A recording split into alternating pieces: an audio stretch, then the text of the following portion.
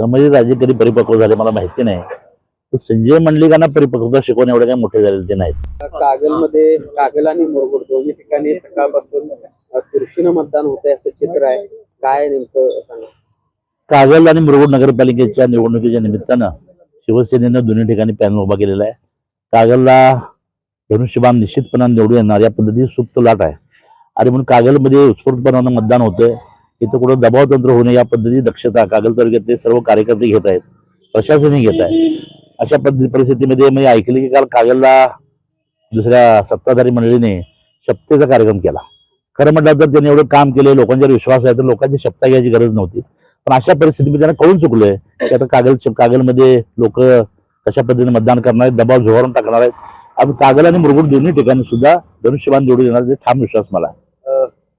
शिवसेनेने टीका केलेली आहे की आमच्या आघाडीला किंवा आमच्या युतीमध्ये मिठाचा खडा टाकण्यासाठीच कुठेतरी संजय मंडलिकांनी हे पॅनल उभं केलं.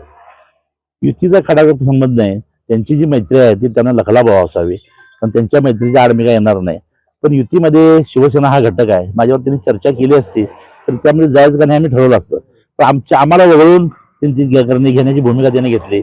आणि खरं म्हटलं तर महाभारतामध्ये आपण बघितलंय, सुईच्या टोकावर माऊल एवढी सुद्धा जमीन द्यायची नाही. त्याच पद्धतीची वृत्ती ही मुश्रीफांची आहे. आम्हाला मंडलिक गटाला कुठे स्थान द्यायचं नाही, शिवसेनेला कुठे स्थान द्यायचं नाही, या पद्धतीनं त्यांनी काम केलं.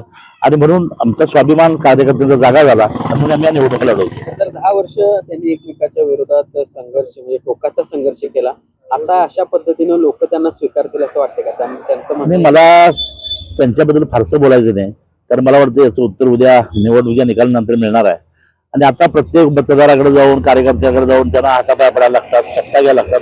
यावरून लोकांना युती पटली नाही सिद्ध होतं. आपल्याला ठाकरे गटाच्या उमेदवाराने पाठिंबा दिलेला आहे. नगराध्यक्षपदाचा उमेदवार इथं लोकशाही आहे, त्यामुळं प्रत्येक लोकांना असं वाटतंय की ठामपणाने जी माणसं उभारले त्यांच्या मागे उभं राहावं. पण अनेक घटक आपल्याला पाठिंबा देत आहेत. तुम्ही जी मुश्रीफां आणि राजेंची आघाडी झाली त्यावरती तुम्ही टीका केली, मात्र संजय मंडलिकांनी परिपक्वता दाखवायला पाहिजे होती असं संबंधित राजे म्हणतात. संभाजी राजे कधी परिपक्व झाले मला माहिती नाही. पण संजय मंडलिकांना परिपक्वता शिकवून एवढे काही मोठे झालेले ते नाहीत. आणि म्हणून त्यांच्यावर मी टीका व्यक्तिगत करणार नाही, कारण कुणी कोणाशी मैत्री करावी, कुणी कोणाशी युती हा ज्यांचा प्रश्न आहे. आम्ही फक्त त्यांची त्यांचं गुपित उघड केलं ते म्हणजे ही युती काय विकासाची नाही, ही युती त्यांच्या स्वार्थाची आहे.